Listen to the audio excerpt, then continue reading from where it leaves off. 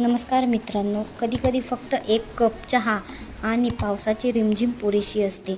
आजची ही रविवारची संध्याकाळ खरोखरच निवांत आहे. बाहेर पडणारा पाऊस, हातात वाफाळलेला चहा आणि खिडकीतून दिसणारा तो सुंदर केशरी सूर्यास्त मनाला उभारी देणारे हे छोटे छोटे क्षण आहेत. मनावरचा ताण सगळा कुठल्या कुठे पळून जातो. दिवसभर धावपळ केल्यावर असे स्वतःसाठी वेळ काढायला हवा. तुम्ही काढता का तुमच्या स्वतःसाठी वेळ?